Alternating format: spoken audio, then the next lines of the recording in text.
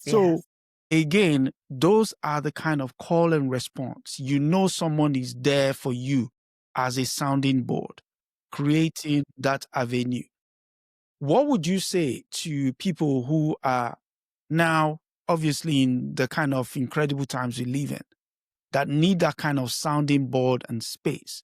How do we create or recreate what kind of symbiotic relationship you had with Ngugi wa Thiong'o? That's a very, very insightful question to ask because you don't know everything.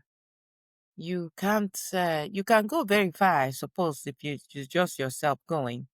But the journey is better, it's more meaningful, and you're less likely to now be too exposed where calamity hits and you're dead if you're going with other people. Mm, mm, And Googie was my dear friend and brother. What I would say to people is you have to be intentional mm. about going to spaces where there may be like-minded people. You have to be intentional and open to engaging with people. You have to do your own work in private so that when you open your mouth to talk to people, you have something valuable to say.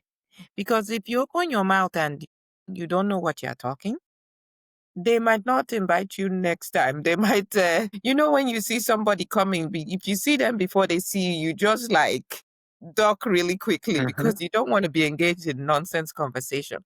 So you have to do your own studying. There are no shortcuts to these things. But as you engage with people, it sharpens your mind. You get information you did not have before. You're not adversarial. You're helping each other grow, get better. And that opens corridors. And so it was during one of these conversations, and we kept saying, oh, we should write something. And first, we were going to try and do it via correspondence, but that was a little too difficult. And then we eventually found ourselves in the same area, and we traveled together to our ancestors, to the Dankemati's place, and there were people living who could tell us the stories of So who yeah. he was as a child and all of that. And then we started to, you know, work together to write back and forth. And one of the most rewarding experiences of my life, and like I said, I went on to write and contribute to many other books with other writers as well. But to answer your question directly, you need to study yourself, have something to offer, and then you need to find where are some like-minded people. You don't have to be in the university in academia to do this. There are community members, there are libraries in the community. And let me tell you, if there are not people gathering to read, then you start something. Okay. Yeah. Great one.